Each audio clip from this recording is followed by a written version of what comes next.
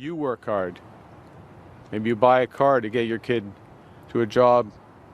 You buy your first home, perhaps in a neighborhood a little further from work than you had wanted. But you're starting out in what seems to be an affordable, safe community where you can raise a young family. But then you hear about a car just like yours that was stolen in your neighborhood, or a home in your city that was broken into, or a neighbor whose grandparent was scammed out of their hard-earned retirement savings because they opened the wrong email. And it's even worse when you hear that the person who stole that car, broke into that home, or defrauded a loved one has done it many times before and just got released on bail. Prime Minister Mark Carney announced last week that Canada's bail system is going to be reformed. It follows up on a campaign promise where he vowed to make bail harder to get. We're getting violent criminals and repeat offenders off the streets, full stop. This is something opposition leader Pierre Poilievre has been talking about for years. Mark Carney, it is time for you to do the right thing and reverse liberal bail laws that are unleashing terror in our communities.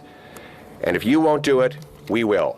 That's why Conservatives are here today, to announce ARPAN Canada's bill, the Jail Not Bail Act, to strengthen public safety and rebalance our justice system, to put law-abiding citizens first. News coverage of people doing crimes while out on bail, or the concern that they could, has contributed to many Canadians feeling less safe. And even though crime is down overall in the past year, a recent poll says Canadians want Ottawa to get tough on crime. So today, we're going to talk about how bail fits into this conversation. David Ebner, the Globe's justice reporter, is our guest.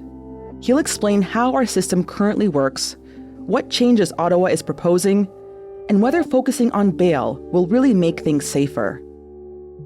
I'm Cheryl Sutherland, and this is The Decibel from the Globe and Mail. Dave, thanks so much for joining us today. Thank you. So bail reform is a big political issue right now. And before we get into why, let's just get into some of the basics. What exactly is bail, and where does it fall in our criminal justice process? I think the first place to start is with the Charter of Rights and Freedoms, which, as everyone knows, outlines things like freedom of expression, freedom of religion. But there are also legal rights, such as the right to have a lawyer and the right to have bail. And the way the Charter puts it is no one should be denied the right to bail without just cause. Mm-hmm. And so if you're arrested, the police can detain you. Generally, most people are released. For more serious crimes, you end up in bail court, where a judge will rule whether you should be detained, held on remand, or released on conditions.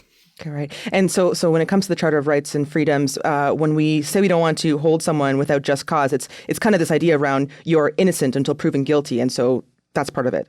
Yeah, the fundamental of, put it in one way, Western democracies, the idea that when you're charged by the state for a crime, you are alleged to have committed that crime. You are presumed to be innocent, and so the entire legal system works off of that. And of course, these days we see spectacular crimes in the news of violence, and I think the natural tendency is that person is guilty. But the foundation of our entire legal system is you are presumed innocent until proven guilty. Yeah.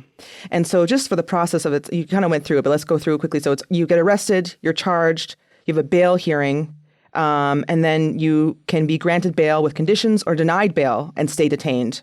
And then you're held in detention until trial, and then you're convicted or you're exonerated.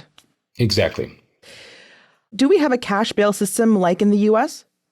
Yeah, and that's an important difference. It's a big issue in the United States. Cash bail, we see it in the movies and stuff like that. Bail bondsman, you're arrested, you don't have the $1,000 that the court is ordering you to put up. So you go to a bail bondsman, and it's actually negatively affected many, many people's lives, especially poor Americans, people of color.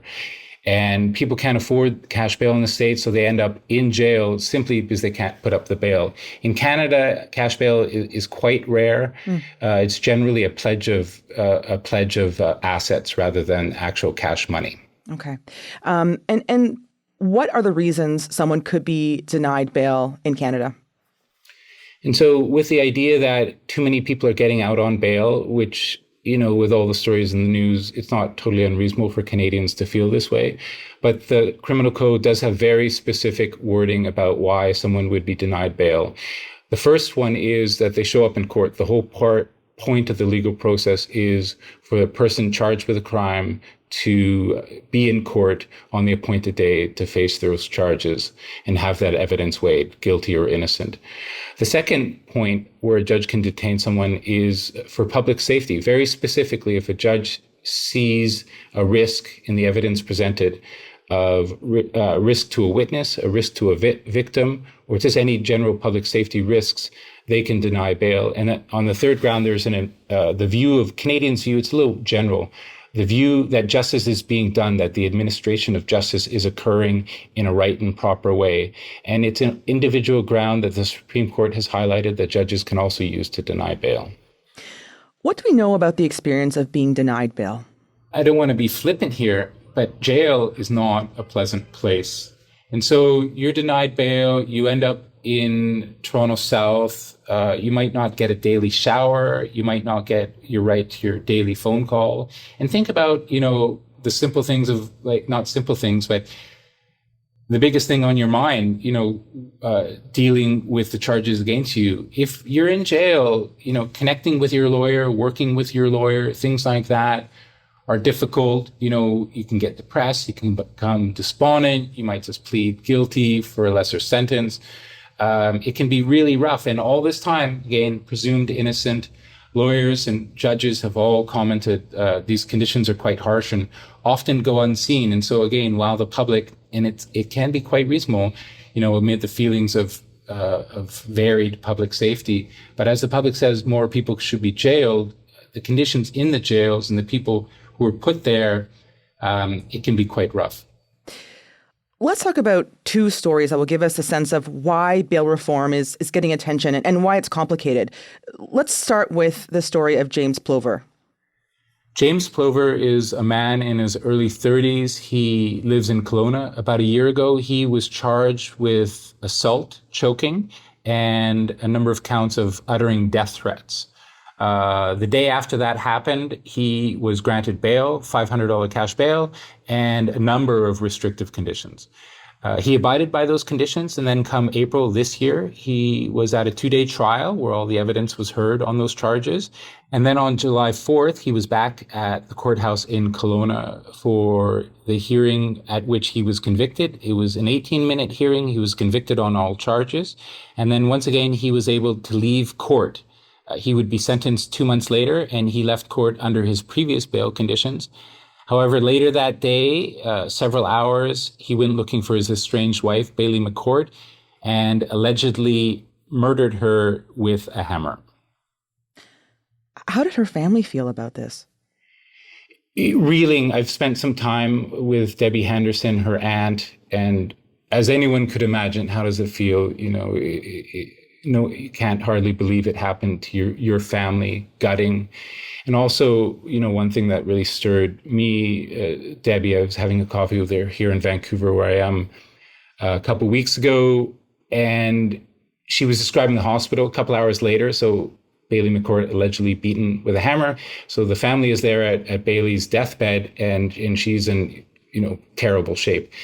And for Debbie and the family, it's hard to kind of get those images out of your mind. You see something and it's hard to unsee it, especially when it's a loved one. And in their, the array of feelings, sadness, anger, despondency, helplessness, they've really coalesced on a political mission.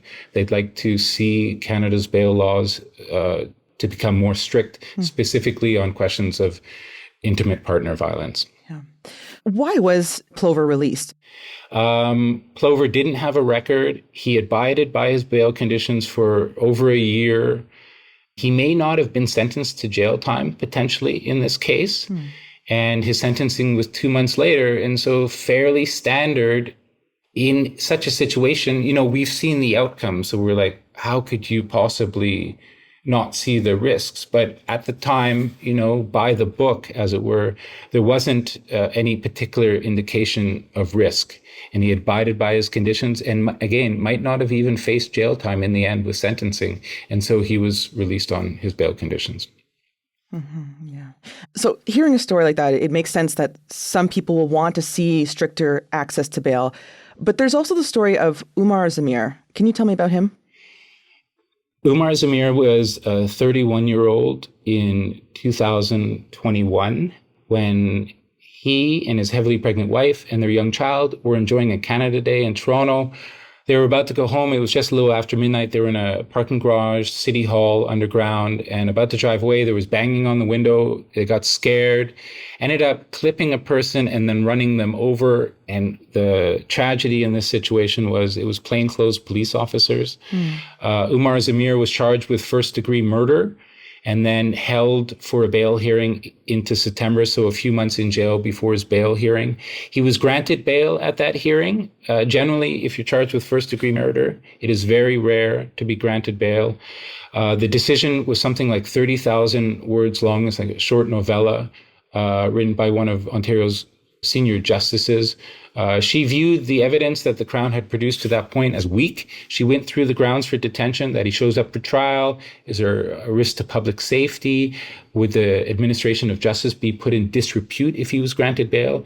She leaned towards granting him bail, granted it to him with heavy conditions such as the ankle monitor and home arrest, and $400,000 of assets, of family assets, were pledged. And then a couple years later, 2024, he's found innocent by a jury. And this is after Doug Ford and others were really pounding the table. How could this man be granted bail? He should just stay in jail. He's guilty. He was convicted by the leader of the province before the trial. And then a couple years later, he's found innocent at trial. So not only is he found innocent at trial, so if he had been denied bail, just to underline it, he would have been in jail for more than 2 years for a crime that eventually he was innocent of. Yeah, and that shows us that this is not a straightforward situation, even when it seems like it is based on what we hear in the news. When we talk about bail, it often gets tied up in our sense of safety. How do Canadians currently feel about crime right now? We are and I can say we are because the numbers are quite astounding. We are in a tough on-crime mood. And I was thinking about why are things the way they are right now? I think we still have to think about the pandemic. It's a long, long hangover from the pandemic. Maybe it's, quote, over in some ways, but it's not over. Yeah. And as we know, issues from civic disorder to public drug use to homelessness to precarious housing, all those issues intensified during the pandemic. All of those issues are still with us in cities big and small, whether it's Windsor or Vancouver or Toronto or Calgary, smaller cities like Kelowna. Things are a little bit tough everywhere. Nonviolent crime is relatively low, but violent crime is definitely up in recent years. And so Canadians in general are feeling agitated. Public safety isn't what it could be. An Abacus poll in September, again, really striking numbers. About 80% of Canadians feel that too many people are getting out on bail. And to see that number of support for anything is quite extraordinary. That is a shocking number, yeah. Exactly. Yeah, and also there's some more information here about how 44% of Canadians say crime in Canada has gotten worse over the past year, even though perhaps this data doesn't show us that. 62% think stricter bail and more enforcement would most reduce violent crime long term. So this is very interesting to see that this is how Canadians feel right now. Yeah, and it's across the board too. Sometimes you can say, liberals think this, or conservatives think that, or younger people believe this, or older people think that. But in this case, it really is across the board. Maybe older people feel a little stricter, or maybe conservatives feel a little stricter. But NDPers and young people are all in there. Everybody has this feeling that more must be done. The punishments should be stricter. The criminal justice system should be sharper. You think about root causes of crime. People acknowledge that. People acknowledge mental illness and the challenges of homelessness and things like that. But the emphasis right now seems to be particularly on punishment. We'll be right back. Let's talk about how Ottawa is responding to this tough on crime mood. What did Prime Minister Mark Carney say he'd be changing about bail? So on Thursday, as well as during the spring election campaign, the Liberals promised stricter bail laws. As we know, Poilievre Conservatives have banged this drum for quite a long time. The Liberals, to an extent, are responding to that. And responding to what's clear in the public, again, we have a wide amount of support for stricter laws. The Liberals are proposing 1,000 new RCMP officers. That'll be upwards of $2 billion. And then specifically on bail laws, they're just going to make it more difficult to get bail. So a number of crimes, they're going to change some of the rules to make it more difficult to get bail. Mm-hmm. Okay, do we know what crimes are referencing? Some of the specifics would look at, it'll be interesting to see the specifics this week in terms of how they itemize it in the criminal code. The legislation is tabled at some point this week. But the focus is violent repeat offenders and other issues like intimate partner violence, car thefts.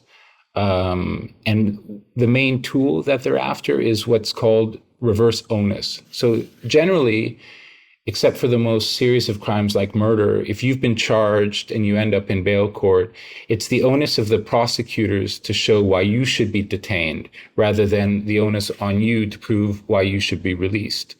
The Liberals would like to place a reverse onus on a wider range of crimes. So again, usually the reverse onus is on murder, that the person accused of murder has to prove why they should be released rather than the Crown having to prove it. And so expanding the reverse onus on, again, more crimes, in theory, would make it more difficult for more people to get bail. Okay. Right. And so reverse onus, just so I'm clear, so it means a person accused must convince the court they deserve bail. Under the current system, the onus is generally on the prosecution to prove release isn't justified.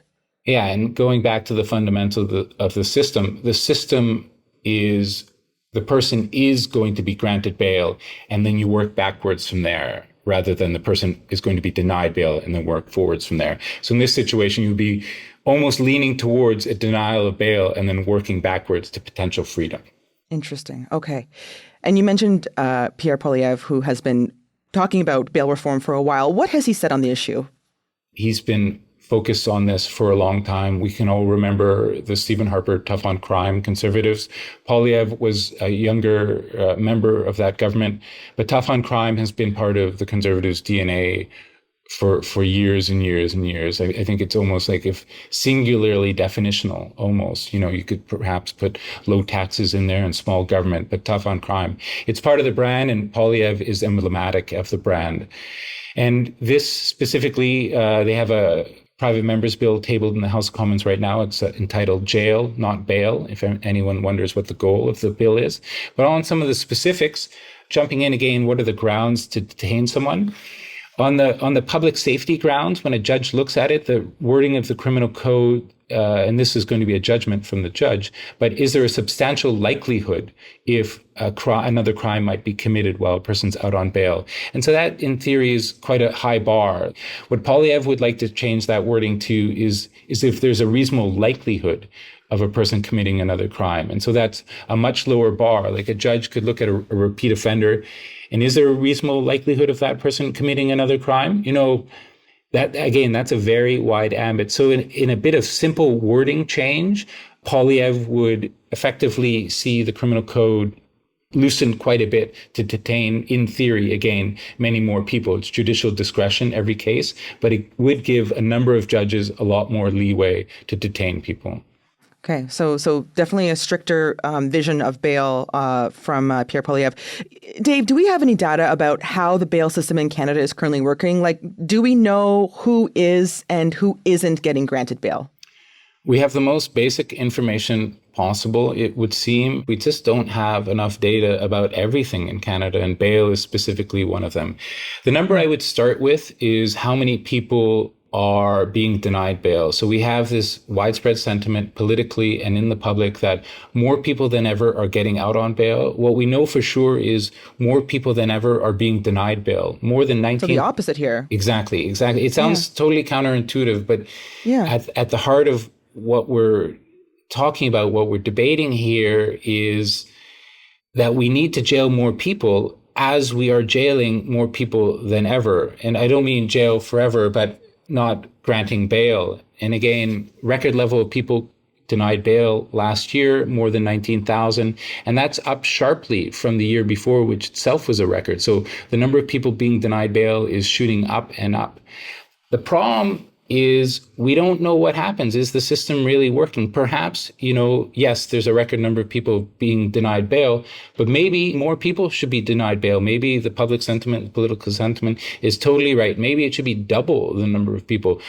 But what we should know, and we don't, is what happens when people are out on bail. It seems that most people abide by their conditions.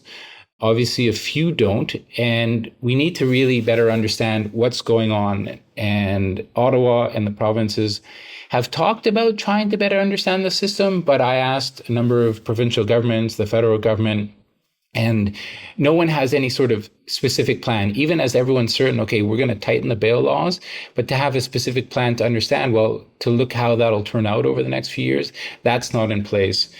Without data, we see these various negative stories. We hear our political leaders saying more people should be denied bail. And the Canadian Civil Liberties Association says, quote, it's led to a deeply misinformed perception that the bail system is lenient. And again, this goes back to that contradiction. Everybody thinks too many people are getting out, but more people than ever are not getting out.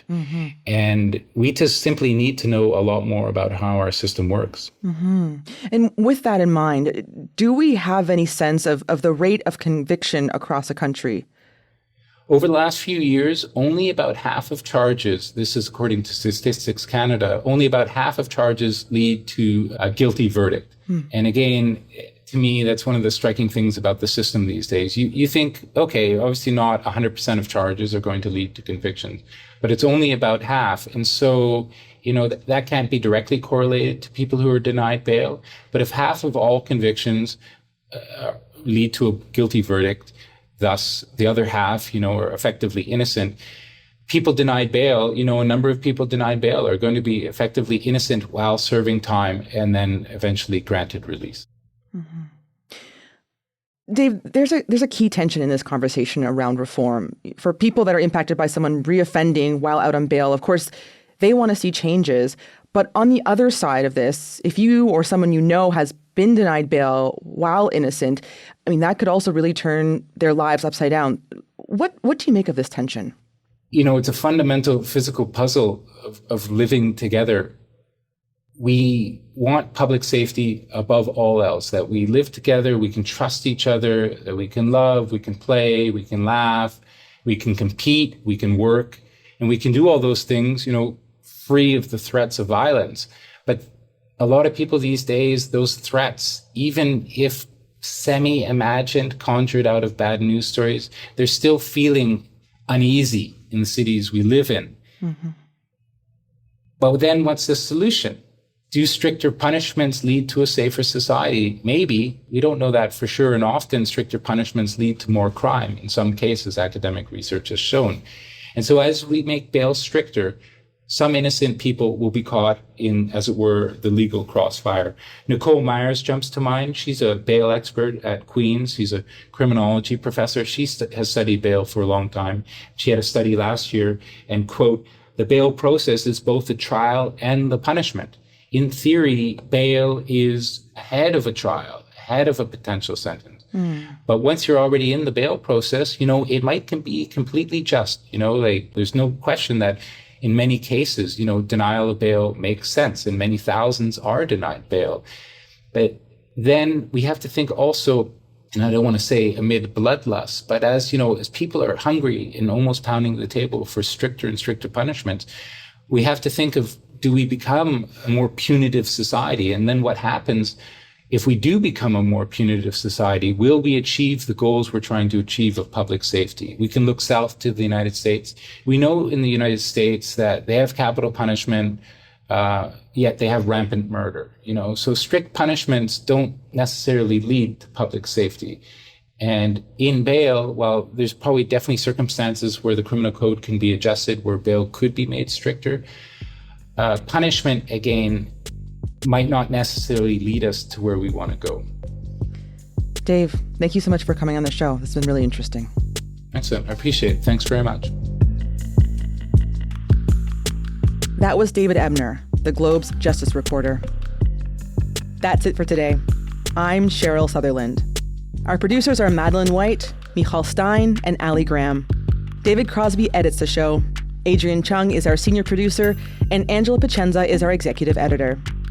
Thanks so much for listening, and I'll talk to you soon.